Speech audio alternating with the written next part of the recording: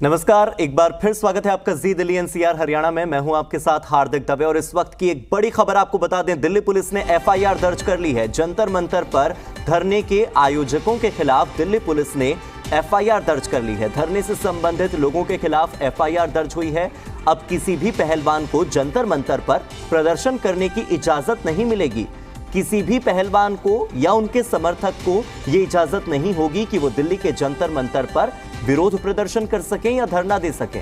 FIR में पहलवानों का नाम मेंशन है या नहीं, इस पर पुलिस अभी कुछ भी कहने से बच रही है।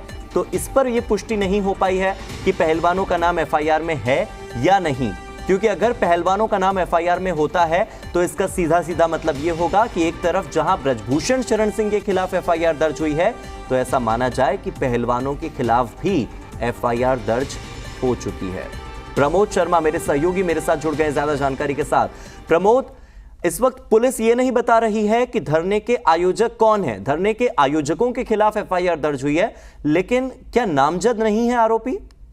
देखिए, अभी पुलिस के जो वरिष्ठ अधिकारी है उनसे जो बात हुई, उन्होंने बताया कि 147 यानी रॉयटिंग, 149 और जिसमें कि सारे जो लोग थे उन्होंने जो एक ऑफेंस किया है 186 की धारा आईपीसी 188, 332 और 353 के तहत जो है उनके खिलाफ एफआईआर दर्ज की है। ये ऑर्गेनाइजर एंड अदर्स यानी कि जो ऑर्गेनाइजर थे और उनके जो साथी थे उनके खिलाफ ये एफआईआर दर्ज की है। लेकिन उस एफआईआर में जो नेम्ड लोग हैं, क्या वो जो पहलवान है, इसमें विनेश फोगाट है, बजरंग पुनिया है, साक्षी मलिक है, क्या इनके नाम है कि नहीं, तो वो बताने से बच रही है। बाराकंबा रोड पुलिस स्टेशन में ये एफआईआर दर्ज की है और जिस तरीके से आज पूरे मैन हैंडलिंग हुई है पुलिस के साथ पहलवानों की, तो उसके बाद ये एफआईआर दर्ज की है।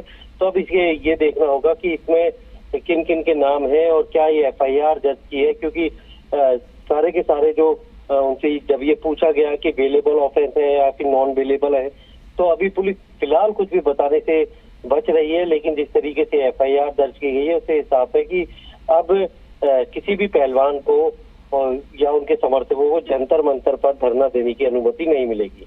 प्रमोद, जिन धाराओं का आप जिक्र कर रहे हैं, पीडीपीपी एक्ट की सेक्शन 3 के तहत या आईपीसी के सेक्शन 147, 139, 186, 188, क्या है ये आरोप?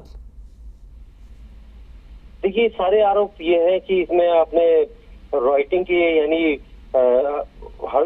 दंगा एक तरह से कह सकते हैं, दंगा या फिर हंगामा करने की कोशिश की है। जितने भी लोग थे उन्होंने पुलिस की बात नहीं मानी। पुलिस के जो कर्मचारी थे, पुलिस के जो अधिकारी थे या फिर पुलिसकर्मी थे, उनके साथ में आपने उनको ड्यूटी नहीं करने दी, उनके साथ आपने मिसबिहेव किया और जबरदस्ती ये सारा आपने एक क्रिमिनल इंटेंशन के साथ किया। और जबकि आपको ये बता दिया गया था कि यहाँ से आगे जाने की अनुमति आपको नहीं है, तो उन तमाम धाराओं में जो है वो ये एफआईआर दर्ज की गई है। बाराखंबा रोड पुलिस स्टेशन में ये एफआईआर दर्ज की गई है और इसमें तमाम जो ऑर्गेनाइजर एंड अदर्स का नाम डाल दिया है, यानी कि पुलिस को एक सेफ पैसेज मिल गया है। इसमें जितने लोगों का नाम वो ऐड करना चाहेगी इन्वेस्टिगेशन के दौरान या वीडियो फुटेज या उसके दौरान, तो वो कर सकती है। अभी फिलहाल जो है पुलिस ने एफआईआर दर्ज की है, लेकिन क्या इस एफआईआर में जो पहलवान थे उनके नाम है कि नहीं है, वो बताने से वो बच रही है। क्योंकि तमाम जो पहलवान थे, जो शिकायतकर्ता जो महिला रेसलर है, उनको हिरासत में लिया था, उसके बाद उन्हें छोड़ भी दिया गया और उसके बाद एफआईआर दर्ज की गई। क्योंकि सवाल उठेगा कि आपने अगर जब डिटेन कर ही लिया था और ये हालात हो गए थे, तो आपने उन्हें रिलीज क्यों कर दिया था? जी प्रमोद, बेलेबल ऑफेंस है, नॉन बेलेबल ऑफेंस है? देखिए, इसमें कुछ जो है वो बेलेबल ऑफेंस, ज्यादातर जो है बेलेबल ऑफेंस है। अगर एक दो धाराओं को अगर जोड़ दिया जाए और उसमें अगर किसी पुलिसकर्मी को चोट पहुंचती है, कुछ होता है, तो वो नॉन बेलेबल की कैटेगरी में आ जाता है। लेकिन फिलहाल जिस तरीके से सभी पहलवानों को छोड़ दिया गया है या जितने भी लोगों को हिरासत में लिया गया था उन्हें छोड़ दिया गया है, तो उसका मतलब साफ है कि ये सारे बेलेबल ऑफेंस है। और इस एफआईआर को करने का मकसद सिर्फ ये है कि जिस तरीके से एक प्रोटेस्ट चल रहा था, धरना चल रहा था, और उसके बाद उन्होंने पुलिस की बात ना मान के एक लॉ एंड ऑर्डर को खराब किया और एक दंगा करने की स्थिति पैदा कर दी थी। उसके बाद पुलिस को ये एफआईआर दर्ज करनी पड़ी, जिसके बाद अब उन्हें दोबारा से कोई भी परमिशन जंतर मंतर पर धरना या फिर कोई प्रोटेस्ट करने की नहीं मिलेगी।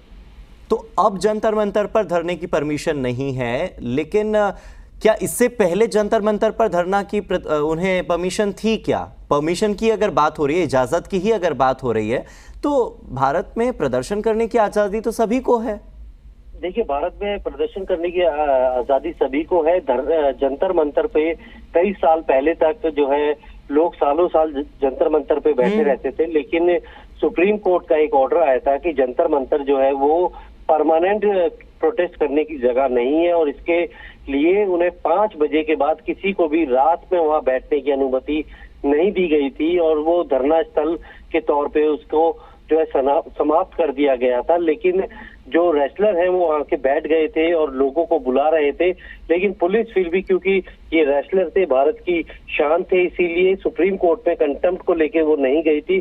सुप्रीम कोर्ट को भी इस बात की जानकारी थी, लेकिन अब जिस तरीके से ये पूरा माहौल खराब हुआ और आज जब नई संसद भवन का उद्घाटन था और ये लोग संसद भवन जाना चाहते थे और पुलिस के साथ जिस तरीके से आमना सामना हुआ, जो तस्वीरें पूरी दुनिया ने और देश ने देखी हैं, उसके बाद पुलिस ने इनके खिलाफ जो है दंगा भड़काने की या माहौल खराब करने की या पुलिस के साथ बदसलूकी करने की, उनके काम में बाधा डालने की FIR दर्ज की है। इसमें हालांकि किसी भी अभी तक ये साफ नहीं किया है पुलिस ने, इसमें विनेश फोगाट का नाम है, बजरंग पुनिया का नाम है या फिर साक्षी मलिक या फिर कोई ऐसे रेसलर का नाम है जो कि अंतर्राष्ट्रीय स्तर पे खेल चुका है।